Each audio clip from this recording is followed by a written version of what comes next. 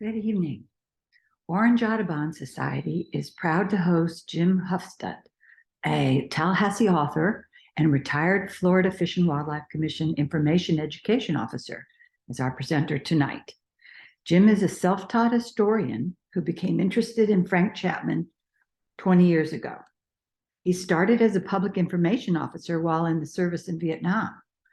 He then worked for the Illinois Department of Conservation as an information education specialist, and then for the Florida Fish and Wildlife Commission for 20 years in the same role. He was based in West Palm Beach, but he and his wife retired to Tallahassee. His book, The Man Who Loved Birds, was published last year after 20 years of research on Frank Chapman, and the book is available for $14.95 on Amazon. Orange Audubon is so pleased to have Jim presenting for us tonight. Turning it over to you.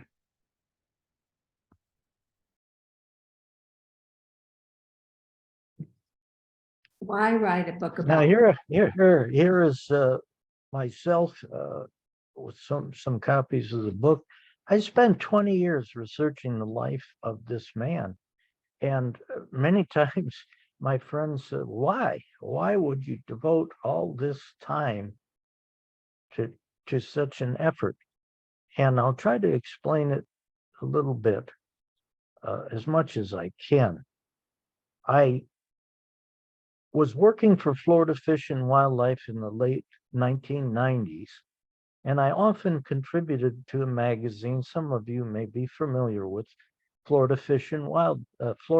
Wildlife, which is no longer published to my knowledge. And I like the historical angle. I am a historian I don't know, I've always been interested in history. And I picked up some books by Frank Chapman, and I was hooked. He is a brilliant writer. And I wrote an article for Florida Wildlife about his career. Now, most of you probably are aware that he is remembered today, if at all, as the founder of the Christmas bird count, which began in 1901. And it was a tremendous landmark achievement, and it's going into its 123rd year, I believe, and it's attracts more than 50 to 60,000 participants. And over that century and more, it constitutes an incredibly useful database. And ornithologists and wildlife biologists are all about data. And what a tremendous legacy that Dr. Chapman left us. Okay, next slide, please. And there it is, the book that I spent 20 years. But some people say, well, Jim, all that time, why? Well, because as I got to know this man, I realized that the Christmas bird count was only the tip of the iceberg. This man was a giant. And I'm sure all remember the cliche that we stand on the shoulders of giants. Well, American ornithology stands on the shoulders of a number of men and women, but certainly among the foremost is Frank Chapman, who spent 54 years at the American Museum of Natural History from about 1888 to 1945. This man was born in the last full year of the American Civil War, 1864. He died only a few months after the end of World War II in 1945. He was all about birds. His life was all about birds. And as I came to know him, and I feel like I know him like a good friend or an uncle, a favorite uncle, I was just amazed at what he had accomplished. And his legacy is fantastic. So if we can move on, let's go meet Frank Chapman. Ah, there he is. This is 1891, and he's on the verge of he's actually in Corpus Christi, Texas, on his first major bird field trip. Now, rather than try to tell you his life, he lived a long life. He was 81 when he died. In fact, in the fall of 1945, he was retired. He lost his wife, which was sad. He called her my best field assistant. And as we talk tonight, you'll learn why. She was a remarkable person in her own right. Fanny Embry Chapman. They had a wonderful marriage, a true partnership. He was single at this time, and he had gotten aboard with the American Museum of Natural History only a few years before. And he was an assistant to another giant of American ornithological history, Dr. Joel Alsif Allen. And Allen was his mentor, and he was a father figure. Frank had lost his father at age 11, and he himself described his relationship with Dr. Allen as a father and a son. And he learned on the job. You remember at the time when he graduated high school, there were no ornithological courses in any American university. You could major in zoology. You couldn't get a degree in ornithology. And when he graduated from Englewood High School in West Englewood, New Jersey, which is near Hackensack, very close to the Hudson River in the Palisades Park, where he used to go and daydream on Sundays and watch the peregrine falcons dive down on the unsuspecting waterfowl on the river. Back in those days, Chapman and other bird lovers called them duckhawks. But as I said, Allen took him under his wing, and he had been Chapman in his youth was an amateur bird watcher and very serious about it. But when he came on board at $50 a month with Dr. Allen essentially gave him a PhD over the years in birds and bird science as it existed. And Allen told him, he said, Frank, you need to get in the field, especially when you're young and you're still robust and healthy. And that's where you're going to learn. And that's where you're going to make discoveries. So his first major field trip outside of Florida and New Jersey, he had done significant trips there, but he went to Texas. And you can see here he's on the left there. And it was a milestone event in his life. And I'm going to just briefly talk about that because it's reflective of many of his adventures. The story of his life is the story of adventure in wild and remote places in North America and South America. And not only was it interesting and significant, but at times it was filled with dangers. Texas turned out to be quite an experience.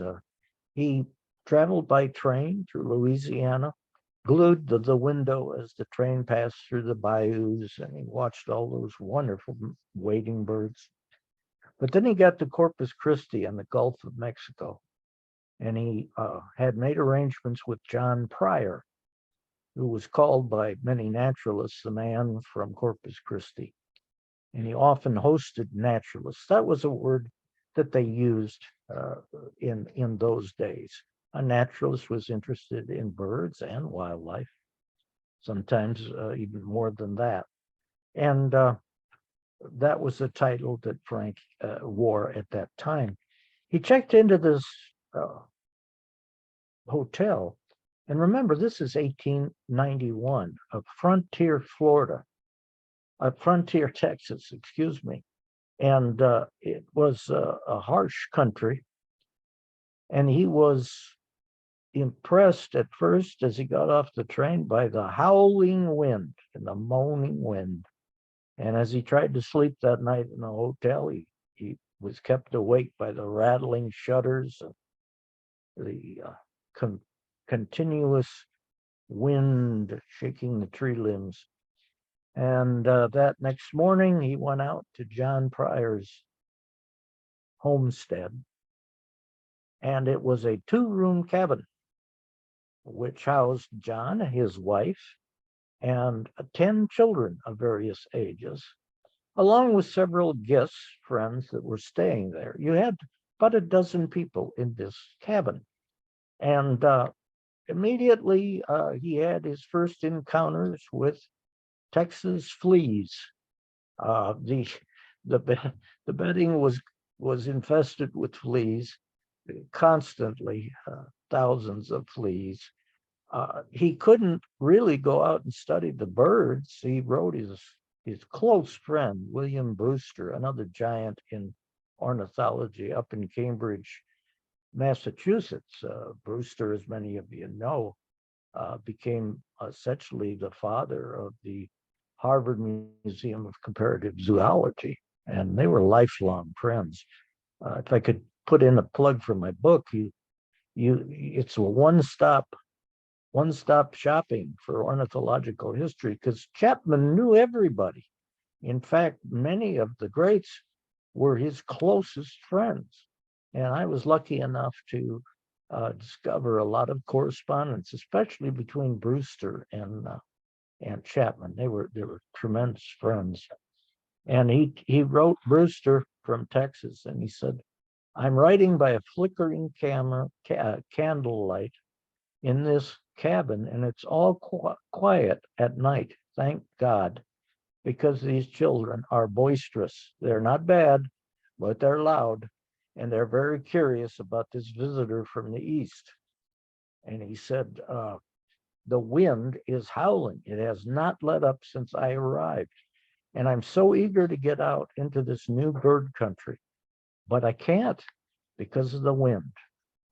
Well, not only that, the cabin had a leaky roof. So the visitor from the east was awakened in the middle of the night with a downpour and a steady dropping stream of water from the ceiling. He eventually latched onto a metal dishpan, which he put on his chest, and managed to at least grab a few minutes of sleep. But it was all worth it, because when they went out there, he discovered birds that he had never seen in life. You know, he worked at the museum. He worked up collections for the museum. So he'd seen many bird skins, but far different. Now, I can't say for sure, but this was probably the first time he'd ever seen in the wild a scissor-tailed flycatcher, or had seen a roadrunner. He might have seen a crested caracara in Florida. They're here. But then again, it might have been the first time he saw a crested caracara. And he and John went down along the Nueces River. Nueces is Spanish for pecan river. And he did work along the river. He also did work along the Gulf, watching the shorebirds, and did some significant work. He also worked in the chaparral. The area around John's cabin was filled with chaparral, which is nature's barbed wire. And he writes at length, I quoted him, talking about getting tangled up in these patches of chaparral. Well, what made it more interesting is that that area of Texas was home to a multitude of rattlesnakes. And when he'd go into the chaparral, he could hear them and sometimes hear the rattle. This was not a pleasant experience, but being a true birder or bird scientist, ornithologist, he persevered and luckily escaped a bite, but he remembered it for a long time. fact, when he first went to Cuba, he said, the good part is there are no snakes here, no rattlesnakes. Well, anyway, then after about a week or two, John Pryor got out of the Conestoga wagon. Remember, this is 1891. And they went up for a week along the Nueces River and did some great bird work, observed many different species. And of course, he took specimens, made bird skins of them. However, along the way, he was caught out there in that open Texas country, and he saw a storm brewing. And they went under the wagon, and a tornado came right by. So Texas was full of fleas, a leaky roof, screaming kids in a two room primitive cabin, rattlesnakes in the chaparral, and a tornado that he lived through. It didn't deter him. He had the time of his life. So let's move on to the next chapter. There he is as a young man. And I'll tell you a little bit about his youth. He grew up in what is now called, and forgive me, occasionally I can't remember names, Teaneck Road, or Teaneck, New Jersey. When he was born, it was his grandfather's 40-acre fruit orchard. And they had a beautiful 3-bedroom home. His father was a very successful attorney, banker who worked in Wall Street. The family did very well. That area, it's quite possible, when he was born in June of 1864, if that window was open, he probably heard birdsong, the birds, even before he was a few weeks old.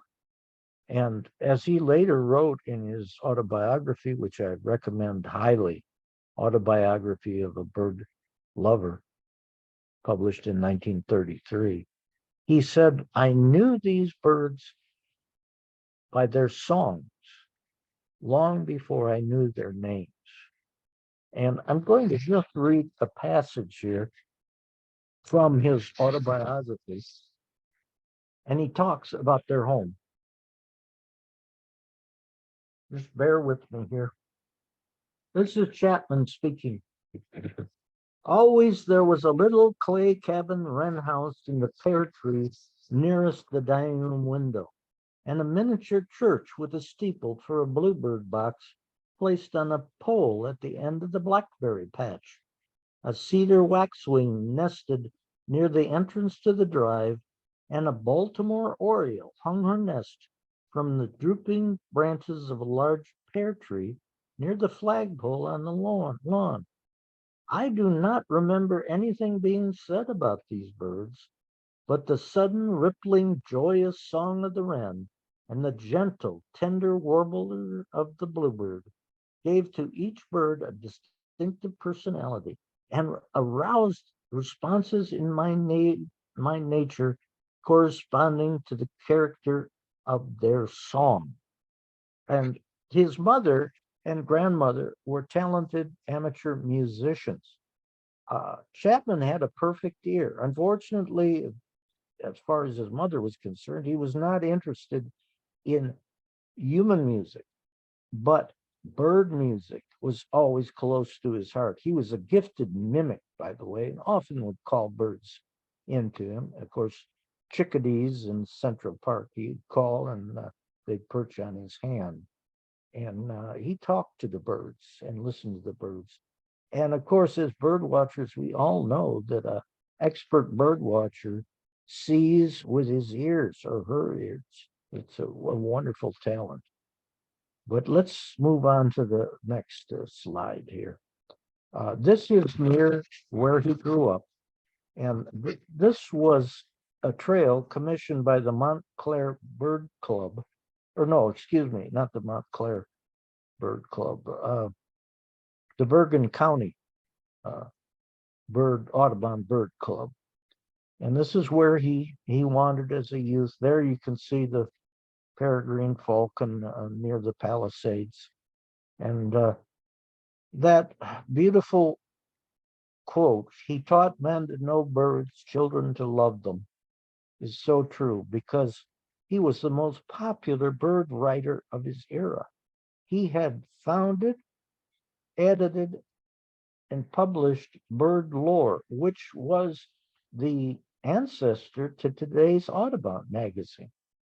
And it was the first mass publication devoted to birds oriented for the amateur, published in the United States.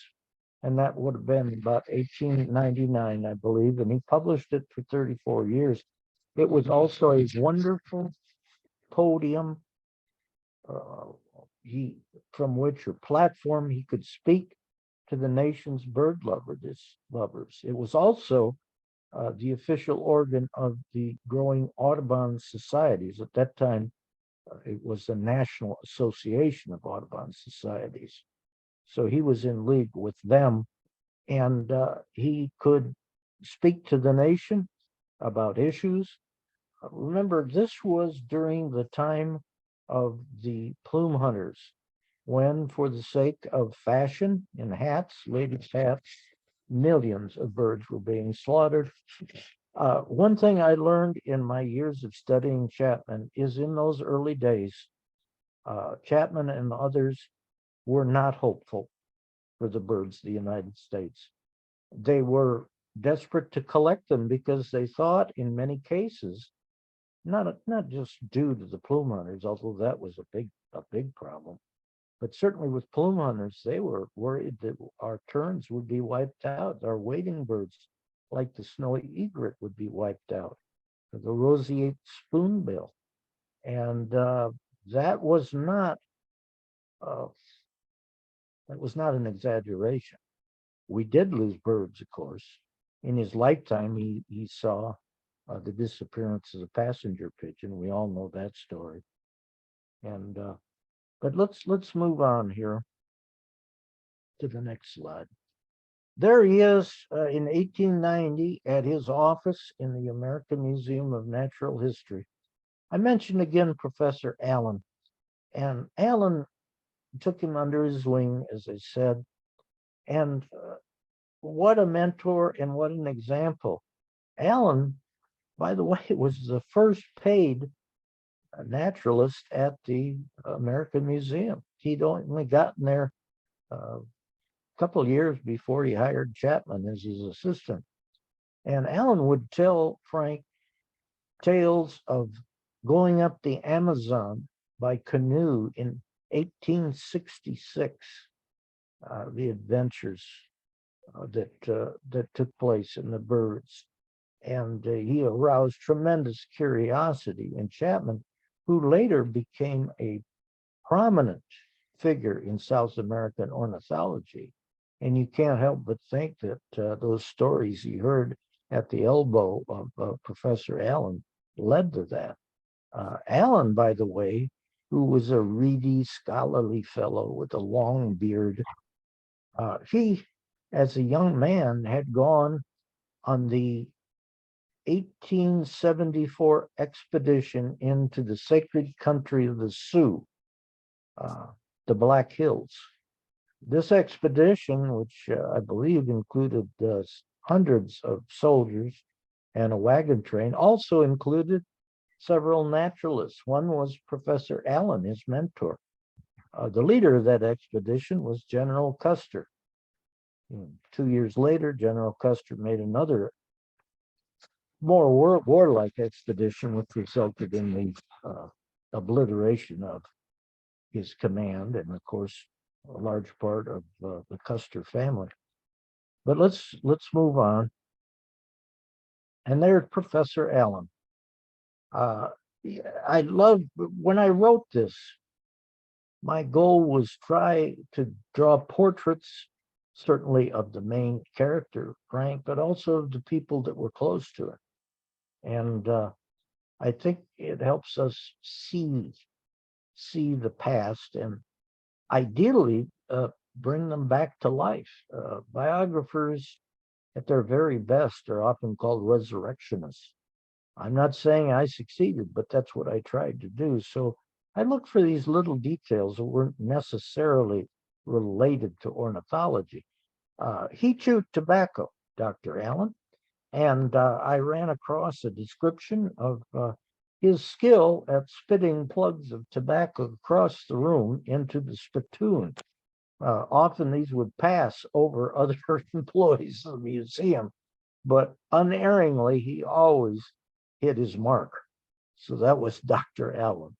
Next slide, please. Alachua Sink, Gainesville. We remember this. And of course, a sink, this was in 1888, about the time Chapman first saw this. As I said, his family was well-to-do.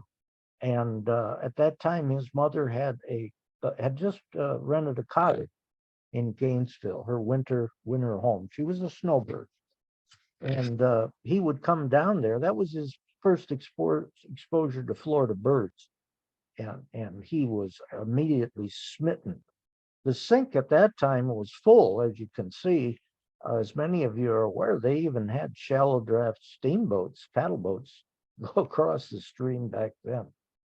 But he writes beautifully of that. And let me, let's see if I've got well, forgive me, I was going to read you a passage, but he talks about riding his horse down to Alachua Sink and watching all the birds, the water birds, and then the sun sinking slowly into the sky and a gentle breeze. And then suddenly these birds come fluttering out of the underbrush. And it's a wonderful passage. He really puts you in the picture.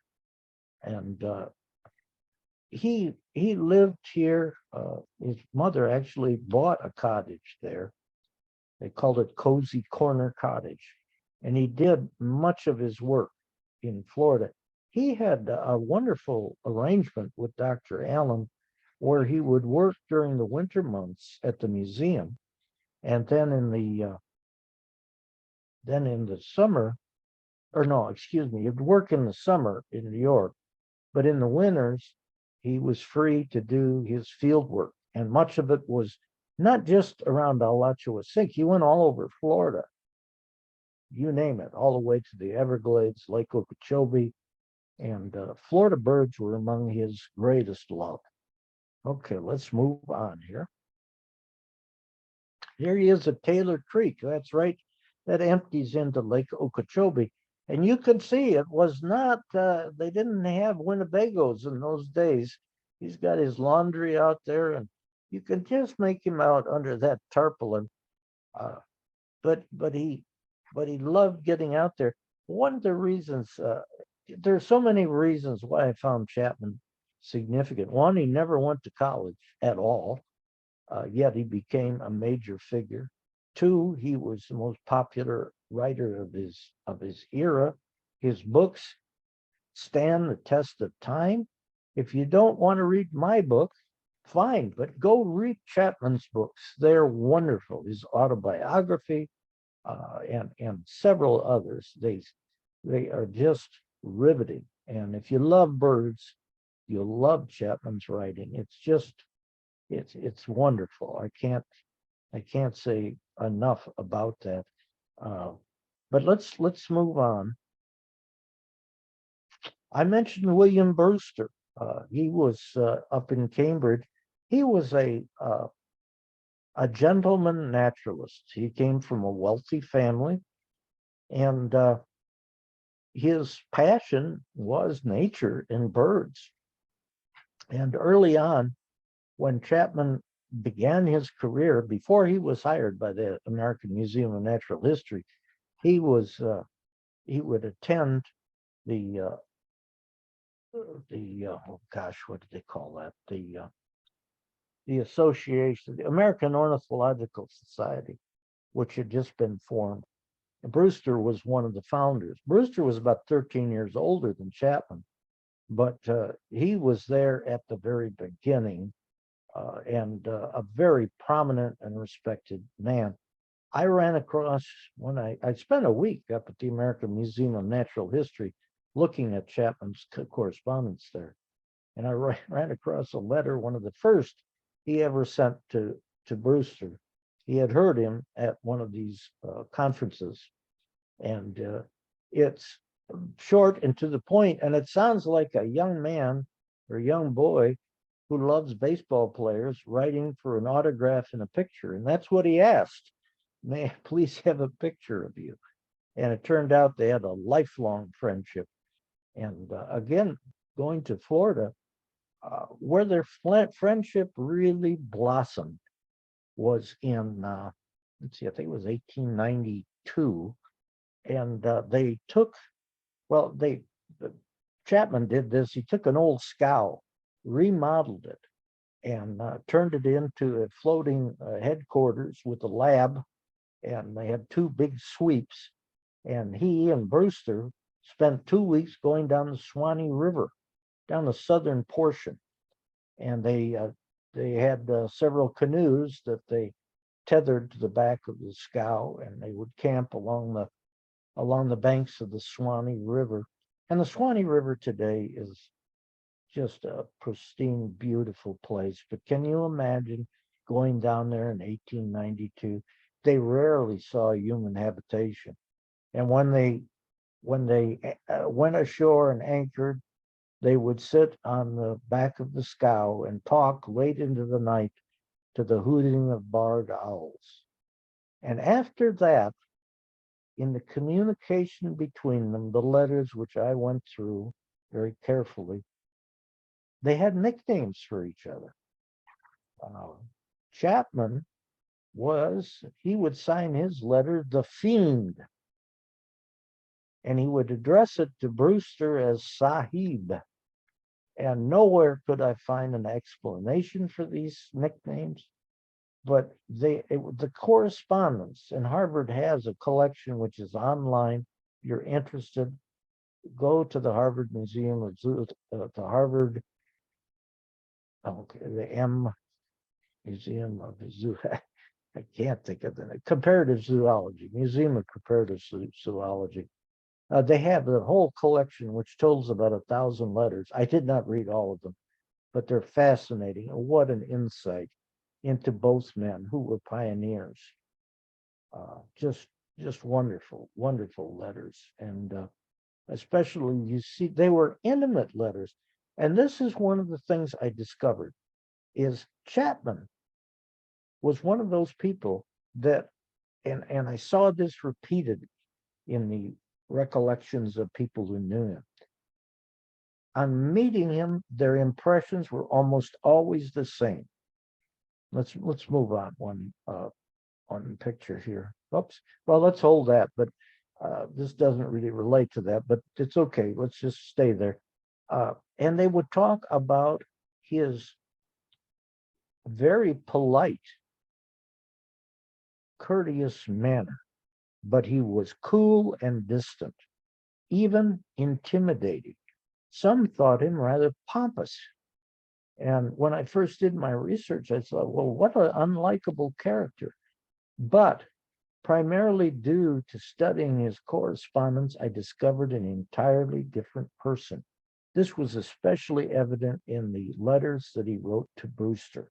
Remember, that was the Fiend writing the Sahib. And they exchanged letters that were so revealing.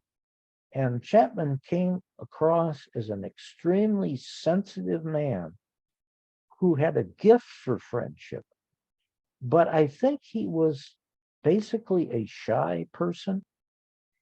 He grew up, on that beautiful farm out there in Teaneck, New Jersey, back when it was full of little farmsteads and orchards and country homes. And he played alone. He had an older sister. She was 11, 12 years older. And he esteemed her, loved her, but he often was by himself, and he would write how he would go out in the woods to communicate with the birds, and he would see someone coming down the path, and he would just draw back into the underbrush and let them pass. And I think he was a shy man. Well, I know he was. And he basically was not very trusting. And he wanted to know, can I trust this person? But once you pass the test, he was the best friend you could ever have. And it wasn't just Brewster. He had many, many close, close friends. And this, to me, was such a discovery. And I wanted to make sure that the readers understood.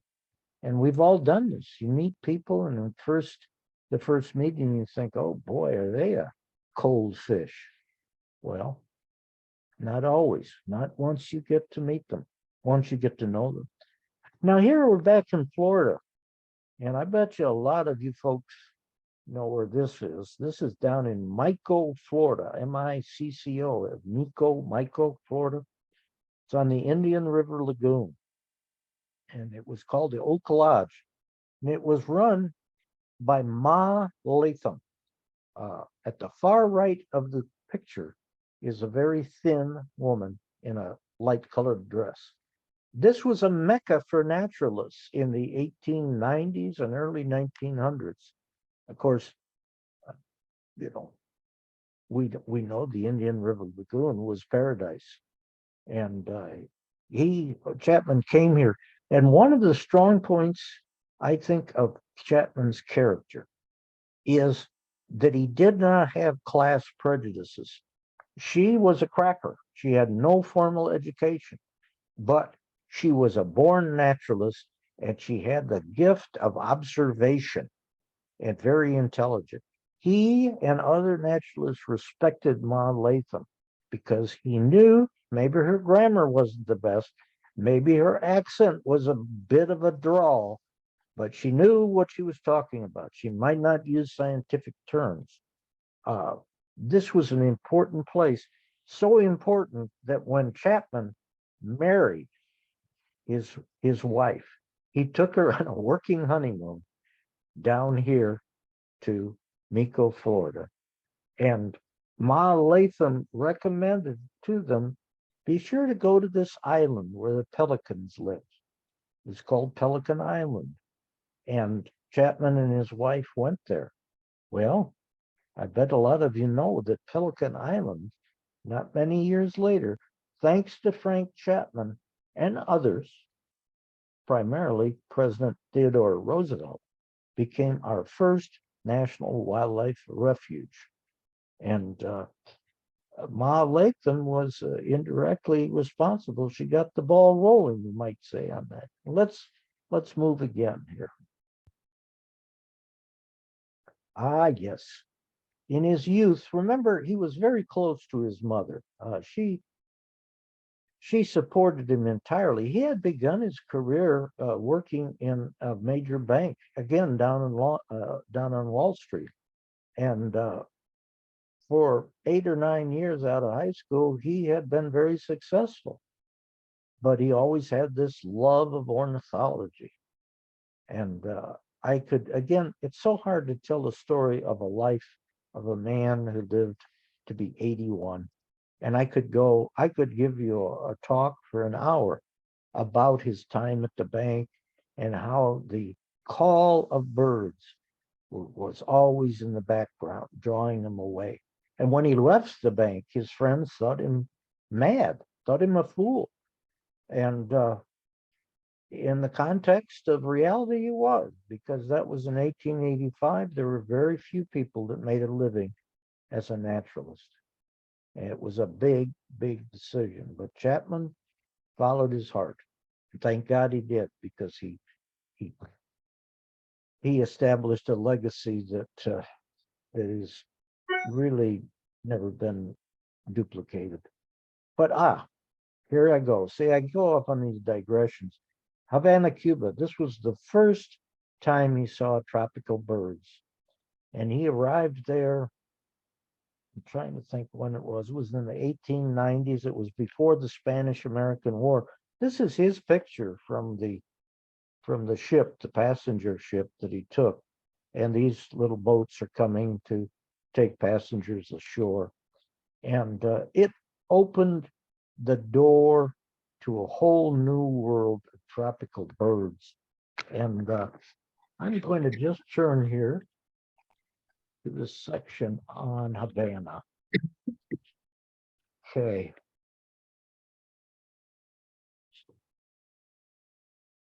He wrote Chapman from a village in Cuba, and he said, "Not that I am lonely, I'm too busy and contented to think of being lonely," Chapman wrote, "but I am enjoying this experience so thoroughly, I long for some congenial spirit to share it with me in the beauty of my surroundings. This is an ideal life." And now, this is not Chapman talking, this is the author. Incredibly, on one day, within the span of 10 minutes, Chapman saw 18 separate bird species feeding on the fruit of a yupi tree. Several species of woodpeckers, parrots, trogons, negritos, zorzals, and toadies. Only 2 were not Cuban birds.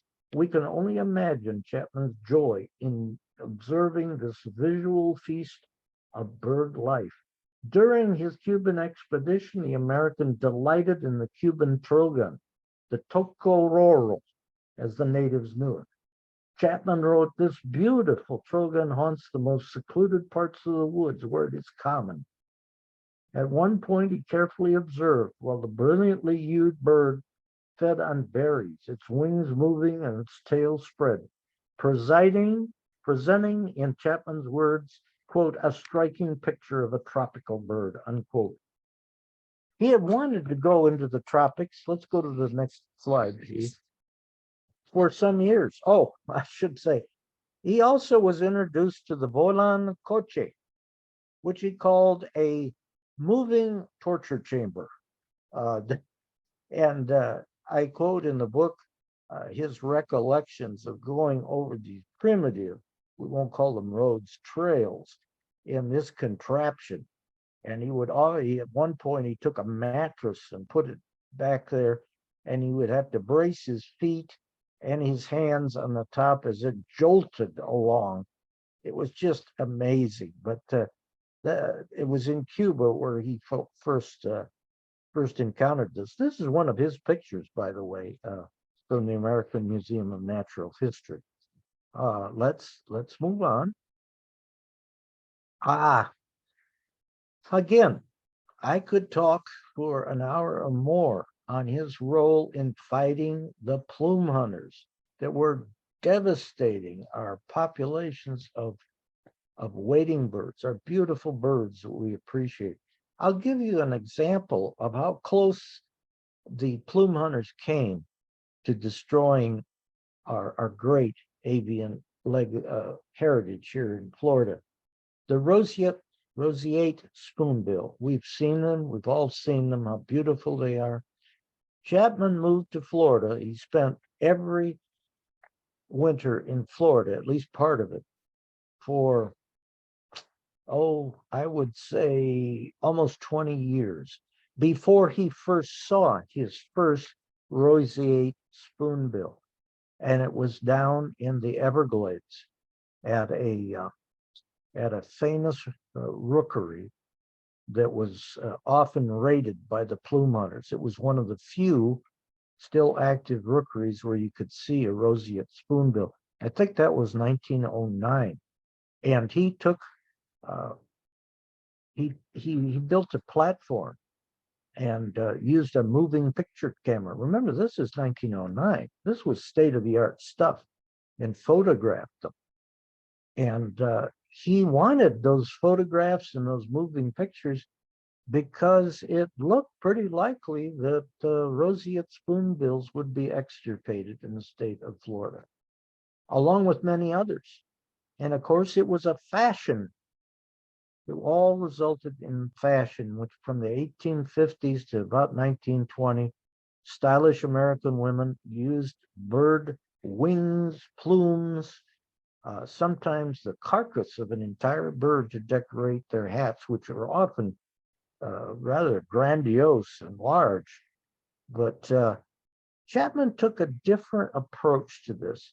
A lot of the ornithologists, naturalists, and most of them were men, they had an opinion that women were nice, but they didn't really grasp the important aspects of what this fashion was doing to the birds of America.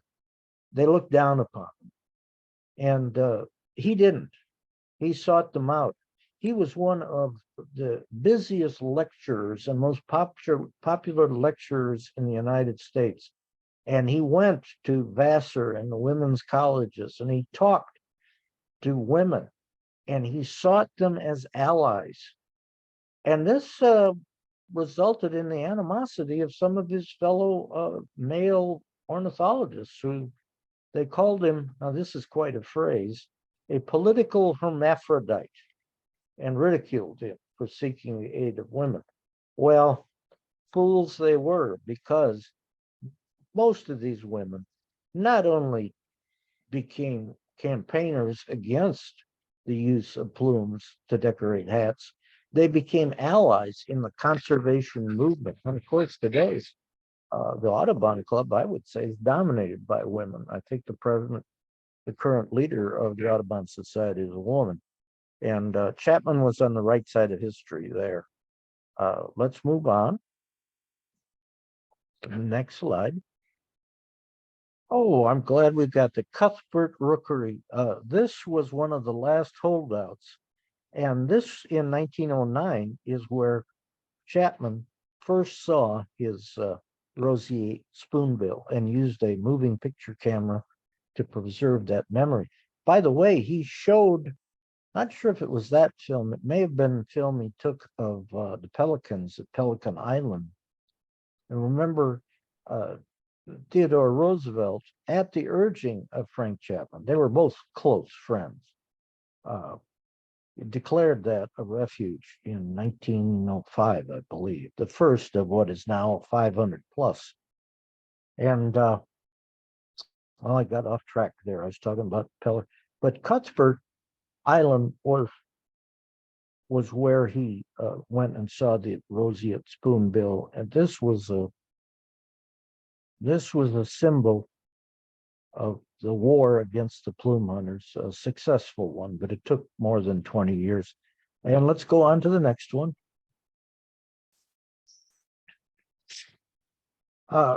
He was a pioneer in bird photography. His first camera was basically a cardboard box that he had put together, and the shutter was a combination, I think, of a clothespin and a rubber band. I mean, it was very primitive, but he went on to become one of the pioneers. And this book in I think it was 1900. I've got it 1902, but I think it was, if not the first book on the subject of using a camera in studying birds, it was the first widely popular book. Some British ornithologists had beaten him to the punch on that by a few years. This book I recommend. Now, a lot of it is technical. He's talking to people who want to use those cameras of that era. And that's really irrelevant unless you're a student of the development of photography. But he digresses and he talks about the birds that he has seen and photographed, and it is so readable. I'm going to pause now and look at my watch because, as you may realize, I am a bladder and I see it's past 8. So I'm going to speed it up. Let's go to the next slide, and I'll briefly. Here he is. There you can see an osprey on its nest. And this is 1902, 1901. And he's using a shutter release cord he made out of a bicycle pump. Next slide. Theodore Roosevelt, they were close friends. kindred spirits. He visited Roosevelt in the White House numerous times and also Sagamore Hill. They would bird together and they were like boys, and they would compete to see who could name the highest number of birds. Next slide, please. Warden Paul Krogel at Pelican Island. Again, he was a German immigrant with limited formal education, but he loved his pelicans, he loved his birds. He worked closely with Chapman. And Chapman, again, he did not hold the man's lack of a formal education against him. He respected him, and you saw that continuously throughout his career. Next slide. Murdered in the Everglades, Audubon warden Guy Bradley. He tried to protect the Everglades. He was a plume hunter who'd seen the light. He'd slaughtered birds in the rookeries, and one day his stomach turned at the carnage, and he became one of the first 4 Audubon wardens. Chapman was instrumental in his hiring. Chapman was a member of the first Florida Audubon Society. Chapman spoke to this man only a few weeks before his death, and he wrote a letter saying, Guy Bradley is one of the bravest individuals I've ever known. He's been shot at repeatedly, and I am afraid he's destined to be murdered. He was. Of those 4 wardens, 2 were murdered in Florida. Next slide, please. The flamingo. I wanted to talk at length about his great adventure in 1904 down in the Bahamas. He actually was the first to penetrate the heart of a giant rookery of flamingos, more than 3,000 birds. It was an active rookery with the young. He planted a camouflaged tent in the middle of this rookery when the adults were out foraging, and he sat there for hours waiting for their return. End result, he took these wonderful photographs that appeared in a popular magazine at the time called The Century. It was a tremendous, tremendous achievement. For the first time, people saw these birds in the rookery, the young, the eggs, the nests, and he went to London. There was an international congress of ornithologists, and they were eager to hear what he had learned. Next, please. Next slide. The dioramas. He didn't invent the diorama, but he perfected it at the American Museum. He was a very innovative museum curator. This, of course, are the black skimmers. And again, when he was a facilitator. He did not mount these birds. He did not paint the backgrounds. He did not recreate them, but he directed a team to do so, and he perfected it. He was the first to take artists out to the site. These are depictions of an actual place, and he would bring back nest materials, eggs, of course, the species themselves that were on the site. And it was bringing the wilderness into the museum. And remember, when this was going on in the early 1900s, there were no color documentaries. There were not the great color magazines, or at least they were in the very early stages. So people came and were awed. Let's go to the next one.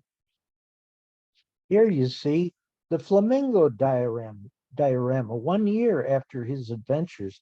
And you could see these young people crowding the diorama, looking at the flamingos. What a wonderful, wonderful experience that was for the young. He was among the pioneers that saw the museum as an educational tool for the masses and not just the refuge of the elite few educated bird and wildlife lovers. He opened the door to the American Museum, or was one of those that did so. Next, please. That's Cuthbert Rookery. This was painted by his good friend and a great American bird artist, Fuertes, and I can't think of his, Luis Agassiz Fuertes, very good friends. He died in a terrible auto accident, collided with a train after just visiting with Chapman and his wife in New York. Died in his 50s. Terrible loss to the world. Okay, next slide. Bird Lore, I mentioned that was the magazine he published for more than 34 years. It was a wonderful platform. He wrote editorials. He was a great lobbyist. All those significant laws, Chapman played a role in pushing them. And this was one of his tools that he used to do that. Next slide, please. Here's one of his young readers, 1901. That was an early, the magazine been in existence only 2 years. Alexander Wetmore, another giant. He published this. He was 14 in this picture. He published his first article in Chapman's magazine. He later wrote a definitive study of the birds of Panama, and he worked with Chapman as an adult. Like I said, it's not just a biography of Chapman. You get to know so many interesting and important people in the ornithological world of the time. Next, and I'm rushing here, he became an expert on South American birds. He made many, many milestone expeditions. Here is on the Magdalena River in Colombia, 1912. He would go down the rivers. He would mount a horse or mule and go high into the Andes. Next slide, please. There he is. This is Colombia again. Now, this is interesting. He's out there. This is Miraflores, I believe. And he's working, right? And look what he's got. He's got a tie on. It was a different world, that's for sure. And I tried to talk about those adventures high in the Andes, where they would stay at these primitive posadas, where the natives would welcome them. And it's a fascinating part. He, based on these expeditions, he wrote 2 classics, the bird distribution of Colombia and bird distribution of Ecuador, and those are the founding documents in modern South American ornithology. I read a recent article by a prominent Colombian ornithologist, and he wrote a glowing article of Chapman's work in South America, and he titled it "The Enduring Legacy of Frank Chapman on South American Ornithology." Again, he did so many things. Next. This was his favorite field guide, George K. Cherry. He's somebody right out of a Hollywood movie. I'm just going to say he was a favorite. In fact, Chapman, he was asked by Roosevelt, when Theodore Roosevelt, was going down to South America for his exploration of the River of Doubt. And it was an expedition that almost cost him his life. He asked Chapman to recommend a naturalist, a man who was used to the wilderness, who could handle a gun, who could speak Spanish, who was a diplomat, and who could be there in a pinch. George K. Cherry was the man he advocated for. Roosevelt and his son Kermit, who was on that nearly fatal expedition, said they owed their lives to this man, recommended to them by Chapman. Next. Here he is in South America. I mentioned the great artist, Luis Fuertes. He's on the left. And there they are. They're staying at a posada, a nicer one than some of the ones they stayed in. And Frank's getting a little portly there in that. Let's move on. Here's an example of Fuertes art. I believe that's the Carolina parakeet, which became extinct. Chapman saw them, and he took some for he actually skeletonized about 9. And it sounds harsh knowing what we know, but at the time he felt that they were destined to be extirpated. In Florida, the main thing was to get skeletons and bird skins so that they could be preserved at the museum. That was his call at the time. Next.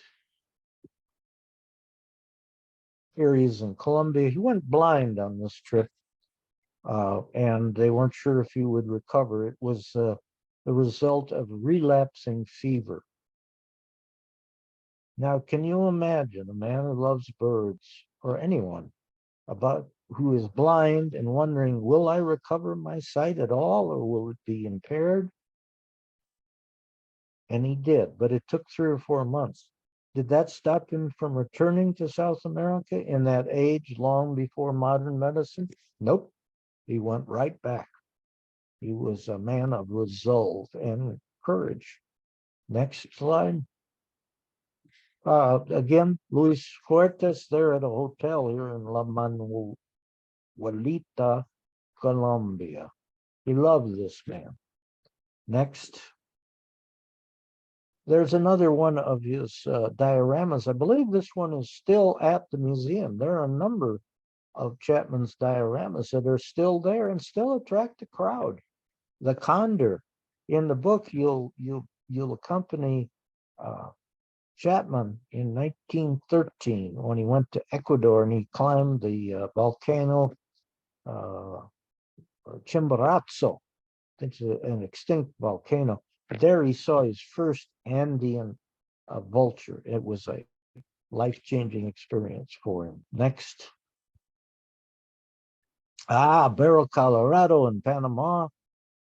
This was a research institute that was on essentially it was an island created when they were building the Panama Canal. They redirected the Chagres River, and there was a hill, and it became an island. And the Panama Canal Zone Administration created I believe it was called the Tropical Research Institute at that time. It still exists. Now it's run by the Smithsonian. And he visited it, over 13 years in the 20s and 30s, and wrote 2 very popular books about his experiences there. He called it his air castle, which comes from a quote from Thoreau. An air castle is something you dream of, but the idea is you put foundations under your air castle. He saw the Barro, Colorado as his air castle with foundations. Next. There again, Panama, 1926. I don't know. He's got a little songbird in his hand. I don't know what it is. Next. There again, Barro, Colorado. You can see he's got a camera. This is in the 30s, state of the art. He was a leader in the photography. Next slide. This was a tripwire photograph he took in the late 1920s on Barro, Colorado. They had jaguars. This was not. This was a cougar, I believe. And this appeared in National Geographic. And at the time, it was a sensation. Next.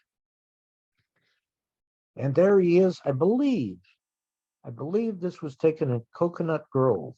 He and his wife had a winter cottage in their later years. They lived in an apartment on Fifth Avenue overlooking Central Park. But in the winter, they went to Coconut Grove. And there he is in his later years. Next. He taught men to know birds, children to love them. That is the gravesite in Bergen County, New Jersey. He was such a fine man. And a few months before his death, he was 81 years old. He went on his last field trip to Nantucket Island off the Massachusetts coast. And I'm going to close by just reading this passage.